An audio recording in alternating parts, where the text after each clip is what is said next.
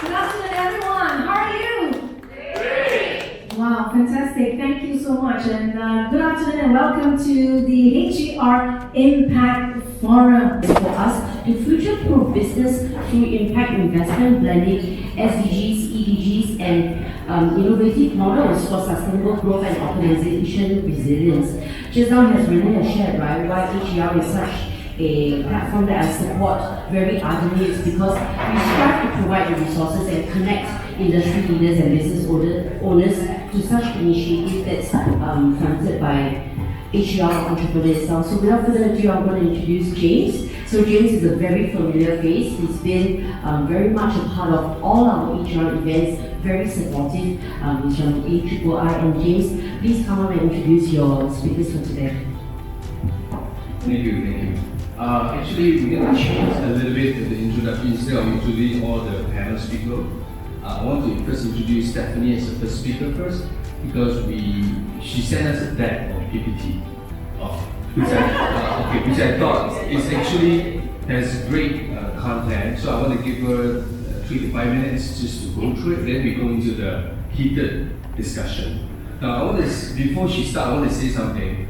Many of you know I've been in the AI space for a long time, and there are a lot of interesting problems in the AI space today, right? I'm sure you guys heard about it. That's why I was looking into the whole impact space of investment, because I feel that money makes a lot of things happen, right? So academically at the university, there's nobody trying to figure out how to solve this impact investment thing based on what I've been talking to so many people. So today we actually have this panel, thanks to Renee curating this, and I'm so excited to be asked to moderate this panel, because I think there are a lot of problems we really don't know how to solve yet, how to balance impact and profit, right? Basically. So we've got you. I'd like to introduce Stephanie. Come on. Stephanie, she's an angel investor, and she has a lot of passions. When I met her in Indonesia, she has a lot of passion about impact investment and her financing model, all kind of interesting thought leadership. So I'd like to give her 3 to 5 minutes to go and share about 2 to 3 to 5. We just give her the big concept. There's a lot of depth in what she's going to share. Just pay attention, literally. Okay. So they caught me off guard. Actually, I sent the slides actually for the panel, and they asked me to share solo. So let me try 5 minutes, alright, you guys? So I have 8 slides, so let's try. But okay, can you put the slide up? Okay, so I think a lot of it has been kind of covered already by Renee, so I'm not gonna talk too much deep about this one. So what we mean by impact investment is we invest companies that have both profit and purpose. And this is just to show that impact startup is you can combine both impact and profit. So you use profit for positive impact. In the previous times, there are a lot of confusion. What is social enterprise, right?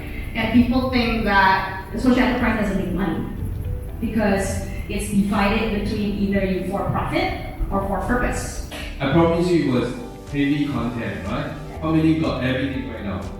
Don't worry, you have a lot of chance to be inspired for the rest of your life. Because sorry, I have to say it in 5 minutes. Yeah, no, it's okay. So I want to introduce the other two panel speakers, then we get started with the debate, because this is a very complex issue, and Stephanie, through her years of effort, has actually spent a lot of time thinking through it, and I actually enjoy it. Of course, we may not agree on everything, but we have a lot of things to break out. Maybe this thing should be done in the university research, but nobody is really doing it, at least to my knowledge, because I've been checking on that. So next, I want to introduce Angie Liu. Yes, Angie Liu from Quest Venture, and she. Angie is actually from China originally, right? So yeah, born in China, yeah. Raised in Singapore. Excellent. So I'm going to give us a challenge for her to introduce herself later on. Then the other speaker is Marie Chong. Marie Chong, thank you. Marie from Waymaker, right? And she was also with Engine Factory and done a lot of investment portfolio. And according to what I was told, because initially I wasn't curating this panel, Renee told me that Angie and Marie also very interested in this investment into so-called, maybe from the so-called unicorn investment become the zebra investment, something along that line, right? So, good, I'm gonna get started. Now, before I start, there's a big case that is happening in the world right now, just a few days ago, between zebra and unicorn. You guys know what is that? How many years? There's Elon Musk just sued OpenAI. Supposedly it was a unicorn. It's supposed to be a zebra initially. Non-profit, supposed to do good. Then later on, Elon Musk sued them because he felt that they already become the so-called to the dark side, basically. I think there's a lot of debate on that right now. So I think with that, I'd like to get started. Maybe Stephanie, do you want to do any more introduction about yourself? I think it's okay. Angie, you want to do a quick introduction about yourself? Yeah, hi guys, my name is Nancy. So I'm a partner at Quest Ventures. So Quest Ventures, we are a Singapore-based MS licensee CFM, and we do Series A investments in Singapore, the rest of Asia, and we have our office in Singapore, Vietnam, and Kazakhstan. So besides doing the investment side of the things, we also have other areas such as accelerators, academies, and competitions. So for me, I look into investing into the Web3 area. So I mean, maybe we are not there yet. We are not there at the era of Web3 yet, but I'm a strong believer myself. So with our fund, we hope to take the state of internet to the next level and also to advance the ideas of Web3. And for myself, I mean, I hope to leverage this technology to foster a more inclusive and sustainable world. Yeah, thank you. I'm sure recently you're quite happy, right? All the crypto has come back big time. Yeah. Marie? Hi, I'm Marie. I'm one of the founding partners of Wavemaker Impact. So maybe a different perspective to what Stephanie shared. We believe it is possible to make 3x returns. I don't promise 10x returns. I hope for 3x returns for our LPs. So we launched Wavemaker Impact about 2 years ago with a mission to build a portfolio of companies that can base 10% of the global carbon budget. So we do that by venture building. So we partner with experienced entrepreneurs. Every entrepreneur in our portfolio has had a successful exit before. And they're driven to do something impactful for the world at scale. And so we work with them over a period of 5 to 6 months to develop what we call 100 by 100 companies.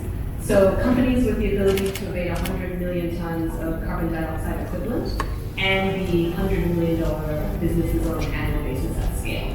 And we focus on business model innovation. So 50% of the global carbon budget can be abated today with the technology that's already available. So we ask questions like, why are there solar panels on every rooftop in Southeast Asia? And that has nothing to do with the solar cell technology or the availability of batteries. It's just got everything to do with misaligned incentives. And we believe that that's something that the startup world knows how to drive. Create the right incentives that drive adoption and scale. And I think another thing that we really believe is that in order to crack this adoption challenge, there have to be commercial models. You have to genuinely create value for customers. Every business that we build increases revenue or decreases cost for customers without relying on things like carbon credits. So there's enough problems out there to solve. There's enough value that can be created through green technology, and so our mission is to connect this. Wow, wonderful. We're going to have these three ladies to deliver some lectures in the future. I certainly have this inspiration. I'm sure all three of them have something to share about their investment story and what they have done to come up with the model. Okay, I'm going to start with the panel session as I think Stephanie has mentioned, right? The IDG, right?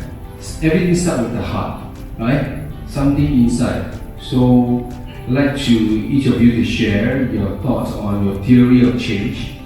What do you want to change in the world in terms of the impact? Your personal story, right? Maybe Stephanie, you want to take first? You want to take? Yeah.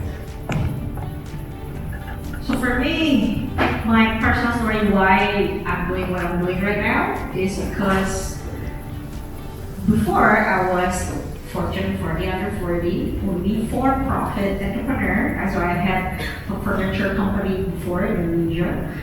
And that same year when I got all the awards, I was depressed. Suddenly, I didn't want to go to office. I just cried all the time for a month, actually. I didn't want to wake up. And then I found out that then I had to go through the exam development, right? Actually, all the emotional junk. Then I found out that actually I need a purpose in my life. I need a purpose for my business. And then when I start doing that, then my company got bought over by a private equity. Then I told my business partner, you can have it. But then end up private equity bought the company. So that's what I'm doing. My life purpose is to transform the world through transforming money flow through the right businesses, through the entrepreneurs. So it's very clear for me. So it's through the entrepreneurs. That's why I'm here today, because it's an entrepreneur community. It doesn't matter women or men. For me, it's everyone can change the world. And I love changing the few rather than the many, because the few will change the many.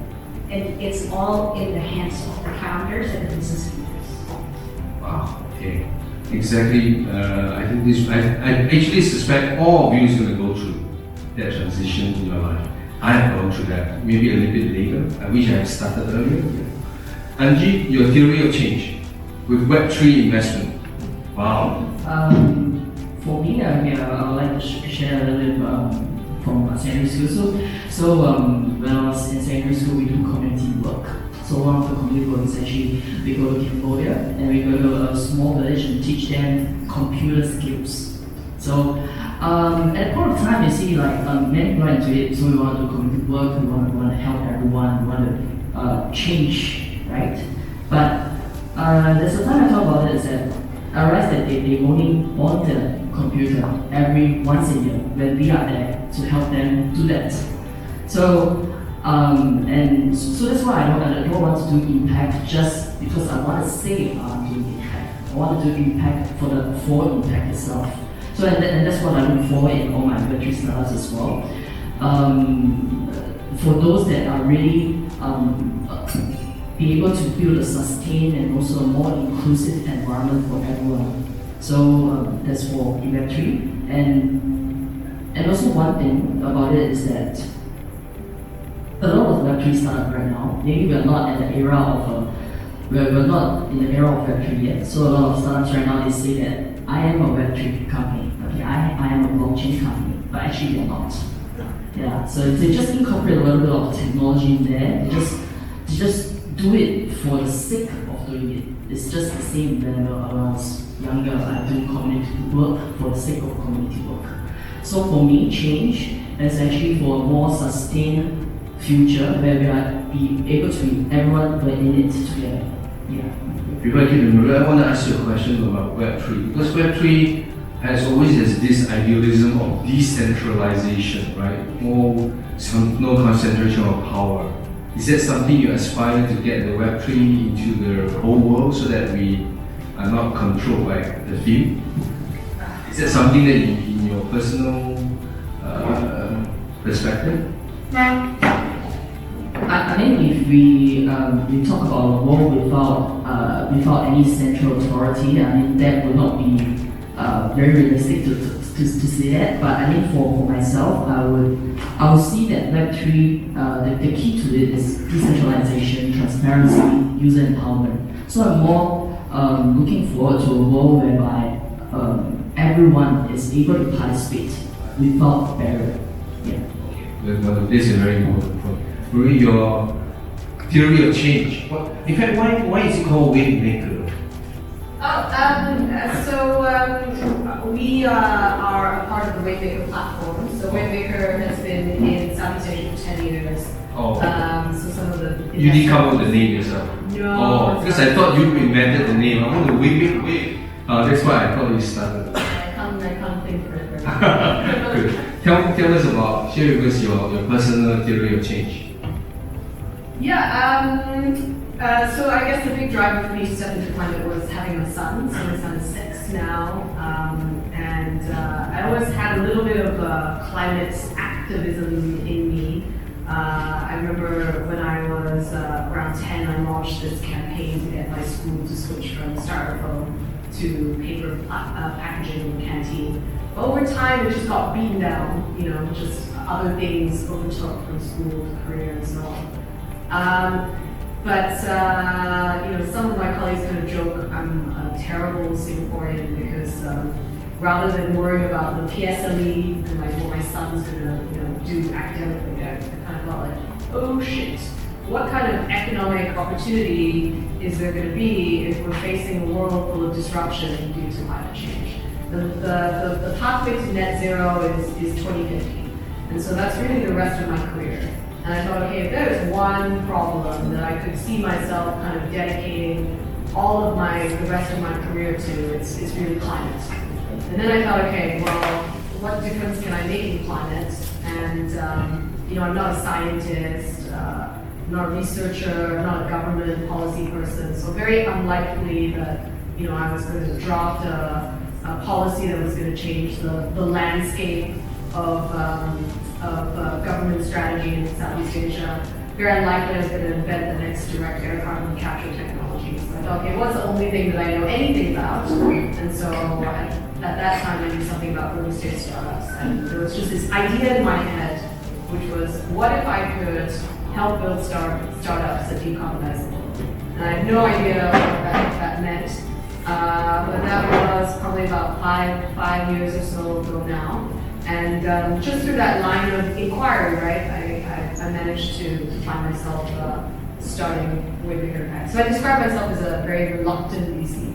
Reluctant VC. I never in my wildest dreams thought that I'd be a partner in investor. Interesting. When we have time, we have coffee, we need to debate about the science of decarbonization. There's a lot of debate on that, which I haven't figured out the answer yet. Now we figure out the IDG, the insight, right? Everybody, these are 3 real stories, 4 accompanying on me. Huh? So the next thing is about, making it operational, right? The so-called innovative business model. Obviously, Stephanie was given a chance to present in 8 slides, right? That's pretty good, right? She kind of worked out the whole thing. Anything you want to highlight on top of with the 5 minutes you have gone through, right? Anything we missed out that you, at least for today, they walk out here, they remember that thing. What is that? In your Zebra or IDG or what? Does it work? Does it work? What is it missing? Yeah. What else you didn't have time to communicate earlier, right? I think overall it's about changes from within, like what early is. That makes the commitment and the purpose of the entrepreneur, that builds the resiliency of the impact, mission driven in the company, that will make the entrepreneur go through any challenges, actually. Because one of the first things that I would ask if I want to invest in an entrepreneur, I ask 3 things. The first thing that I would ask is, what's your why? What's your intention? I'm not even talking about the business model yet. Of course, I look at the deck, it makes sense, then I want to meet with them. First, I want to know what's your intention. Just going through that conversation, they actually start realizing the why. And then they start crying normally, which is great, because it has to come from emotions. Because if it's not driven by your passion and your emotions, it's very hard for them to go through the challenges. It has to be personal story, like what you were asking, right?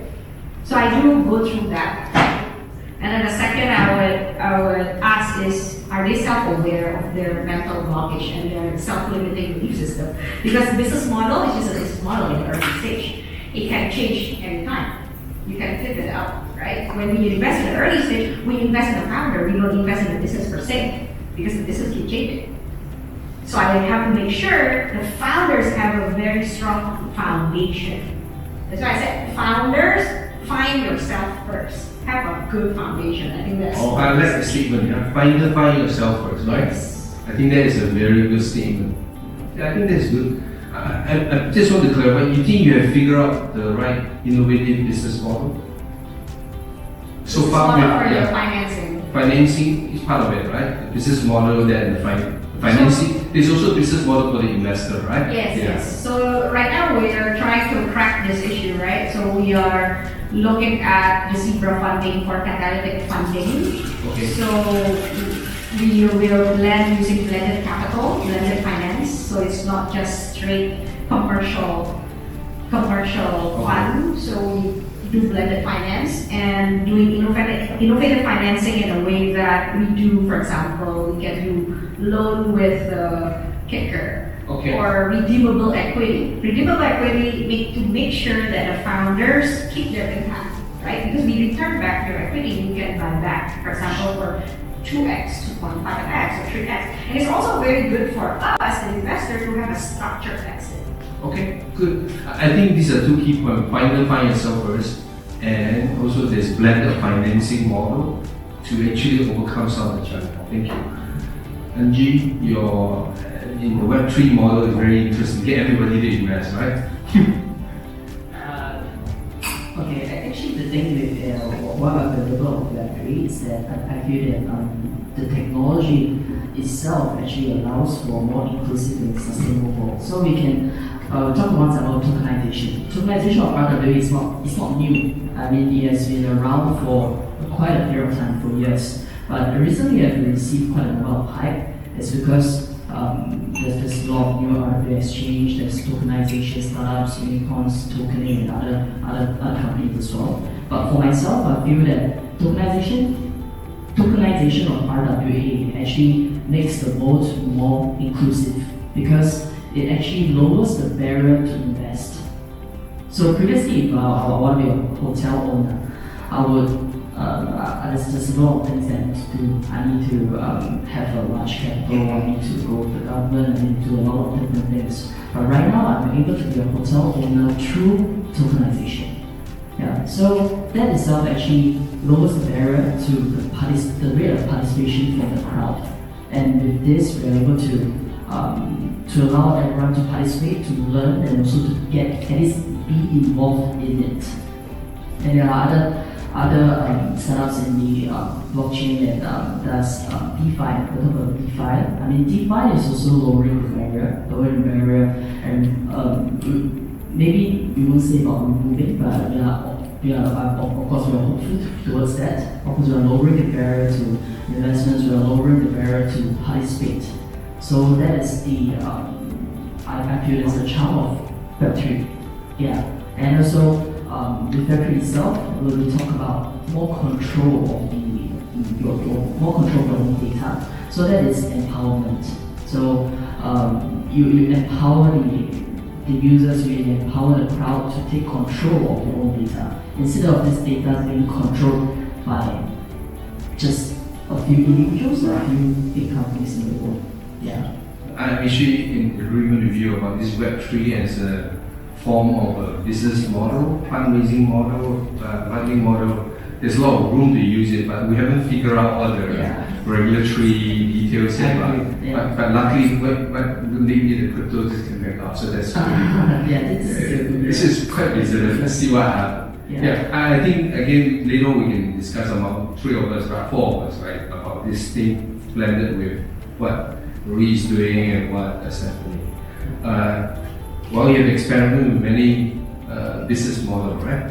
Talk about what is a few insights that we need to know before we deliver your future lectures. I really have planned to do that to get you ready. One of our philosophies and practices at Impact is that every company that we build has direct carbon emissions built into their unit economics. So I'll give you an example. One of our companies, Helios, has created Southeast Asia's first solar mortgage, where homeowners are able to get access to larger loans or cheaper loans as a result of putting solar on the roof. That was based on kind of 3 insights. So the first is that in Southeast Asia, as people become more affluent, they aspire to move into condos. So people who live in landed properties where you can put solar on the roof, outside is okay, but tend to be lower middle income families. Average house price $100K. The second thing is if you put 7 kilowatt peak system on their roof, solar system on the roof, you can zero out their energy consumption, which generates up to $30K over the lifetime of the solar asset. So 30% of the value of the home can be generated savings from solar. And the third insight is that people complain about energy bills, but very few people do anything about it. What really motivates people when it comes to their homes are being able to afford a bigger home so that their mother-in-law doesn't have to sleep with their kids, or finally renovating the kitchen that they've been able to do for a long time. And so that's where we came up with this idea of a solar mortgage. And it's really a mortgage broking business and an integrated solar developer business, but it taps into the incentives that matter to homeowners in the region. And for every solar mortgage that Shinyang, the team at Unidel sells, they abate about 5 tons of CO2e on an annual basis through solar. So Shinyang doesn't have to think about the impact that he's having. He doesn't have to think about whether a choice between impact and profit, but you're able to align the two. Selling more solar mortgages means more impact. And it's this kind of alignment of incentives that I believe makes it possible to have high growth companies that have a significant impact. So you think you figure out everything for climate change in terms of your investment model? You think so? No, not yet. But I think if we can make your methodology the best in the world, made in Singapore, I think that will be an aspiration we should aspire for, right? There's no reason. And in fact, I have a new idea. I think you, me, and Yoxin need to work together on not the climate change problem, but the AI risk problem. Right? I think that's a problem, also needs some incentive, and we go take to Sam Altman and say, this is our method. Therefore, when you build your large language model, you should follow this thing just the same way it is done for climate change, right? You can do it in Singapore, right? And maybe use a Web3 method as well, and go talk to Sam Altman about IDG a little bit more, right? That will be good. I think this is a perfect combination. Of course, we are running a lot of time. I want to reserve 1 to 2 questions for the audience. First of all, do you guys find this interesting topic? It's a very complicated topic. I spent the last 2-3 years just investigating it. That's why I end up sitting here through Renee, right? So it's really very complicated problem. In the problem that requires a lot of thought. And that's why Stephanie shares some of the thought. I want to make their thought into real papers so people can read and actually bring it to NUS and get everybody to know about it across the world. So that is one of my plan. Any question from the audience? Just introduce yourself quickly and then ask the questions. Because we have really maybe 6-7 minutes. Anybody have a question? Wow, yeah, okay, good. Yeah. So I'm not here from presented material. I have a question on Short and quick, yeah. I have a question on decarbonization. So maybe to the panel as well. So where is that bottleneck right now with the whole decarbonization process? Is it with the decarbonization itself, or is it with the storage of the decarb? Thank you. Also talking about like direct air carbon capture, that kind of thing. Yeah. Okay, I think it's both. So I'll give you an example. Okay, so first of all, I think that the world is often gets focused on silver bullet solutions to things like climate change, and it's really important. So climate change is like a leaky boat. You gotta stop the water from coming in, but you also gotta bail, right? That's the only way to survive. So direct air carbon capture is a good way to bail. Get water out of the boat. And if you look at like Climeworks that has their projects in Finland, they're hoping that in 10 years' time, the cost of capturing 1 ton of carbon would be about $300. But we have technology like biochar today, where you can take agricultural waste and turn it into a form of essentially charcoal. And provided you don't burn it, that is as effective a form of carbon capture. And you can produce biochar at $30 a ton. So there's lots of solutions out there that don't require, this very advanced technology. For direct air carbon capture, indeed, the storage and the use of that carbon is an issue. I think I can't remember. Singapore just announced a launch of a carbon capture technology where they're using hydrogen and they're turning carbon into a construction material. So that's a very exciting project. I think we can have a lecture on this. We're going to do it. Any more quick questions? Oh, okay. Wendy. Stephanie, founder CEO of Modern Tech. I have a question for Stephanie. I was very inspired by your speech, and I really look forward to see more founders investors like that. What would be the one single factor you think can accelerate what you do? One single factor. Yeah. So we can see more founders, more investors act like that. I think it's just spreading this thing, right? Through more consciousness and more people in the forum like this that will help. Actually, one of my ideas is to make a Z Combinator. Z Combinator, that's good in You Singapore. know Y Combinator, right? Y Combinator is the factory of reports. Yeah. So I'm gonna make a zebra farm. Okay, I like the idea. Right? This is a community to support what you're doing. Right? Okay. In fact, I just got instruction that we have extra time. That's good. Terry, you have a question, right? Yeah, sure. This one is for Angie. So I guess my question is, you talked about Web3 providing accessibility and transparency to investment. How do you foresee Web3 contributing to sustainability? Maybe an example or two. To sustainability. Okay, I think it's just also what I shared earlier. I said that I hope to leverage this technology for more inclusive and sustainable world in the future, right? So I think Web3 allows for sustainable building through various ways. I think the tokenization allows to have more sustainable cities with more, reduced inequalities and more participation rates. DeFi, lowering the barrier to invest, and also metaverse technologies where everyone is able to be part of a place where you're able to read, write, and own. Yeah, so that is for my take on how Web3 technologies allows for more sustainable world, because this third generation of the internet, I would define it to be you're able to read, you're able to write, and you're able to own. So through owning, you're able to make contributions to the world as like everyone is able to make contribution to it, and we're able to participate through this form of technology. But maybe we're not there yet. Maybe now we are in the era of like Web 2.5. Yeah, we're making the transformation. We're not there yet. So that's why I agree with Stephanie on the through spreading this thing.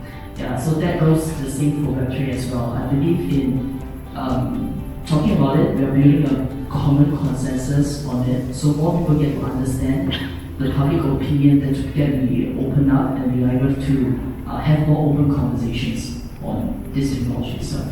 Yeah. And yeah, how about the DP? It's supposed to help in terms of decentralized infrastructure, right? The DP, that's the hot word, right? What is DP in English? Some infrastructure network or something like that, yeah. So that you can distribute the network from power all the way up. Yeah, it goes the same, like there's a lot of similar technologies with that Okay. as well. Yeah. I think you three get along very well. I want to ask you one question. Is there anything you disagree with each other? Is there one thing? So far, so aligned? Wow. Okay, I'm trying to create some debate. Any question from the audience? They're too nice to each other. But put them in the same house and we see what happens, right? The kitchen and the toilet and the salt, right? So, any other questions? No? Okay, I see. Okay, good. Do you guys have, given them a little bit more time, what do you think of what do you think of right now with all the AI stuff? Anything we can do about impact investment to get rid of all those fears right now, right? Here's your word. Right now, people are saying that OpenAI is going to create AGI and then it's going to be the end of the world, right? It's being responsible with all the hallucination. So again, it comes back again to any kind of technology, right? Money, technology, power. It depends on the human. Depends on the human consciousness. So Human consciousness. again, it comes back to the inner development. I It's see. the more the technology is advancing, the more we need human quotient. Okay, I'm going to ask you a controversial question, Maya. Do you think who has better IDG, Elon Musk or Sam Altman? Now I'm putting you on the spot. That one I don't know. I don't know them well enough to say. But anyway, it's everything technology is given to actually make human lives better, right? Actually. Okay. But depends on who use it. Okay. The intention behind it. Okay.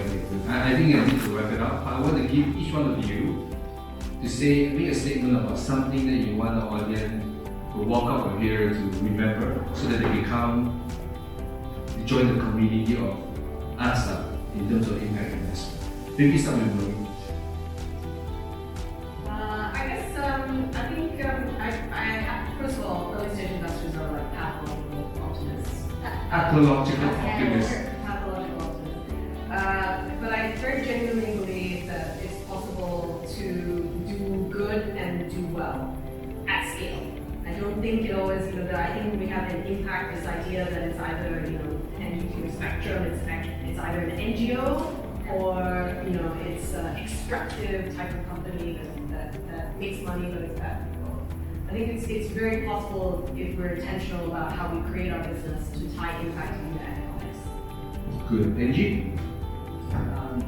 I think as investor, as part of VC side, I would like to say that I do not want profit, but I just hope that to what I do, I just that we will chase for profit. Just do what you think is right, intentions, and I guess profit will come. Stephanie? I think I'll back again to your own foundation as a human being. Founders with a foundation and have that limitless pathological positivity. That's great. I think it's needed, especially for early stage founders, is that limitless belief system that is defining everyone's will challenge you. Everyone will challenge you, so you need that grit. Wow. Okay, so I'm going to add my 2 cents.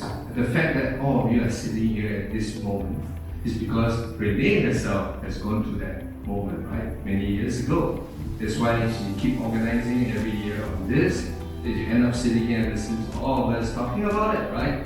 And then from here, you become affected, you walk out the door, you become like us.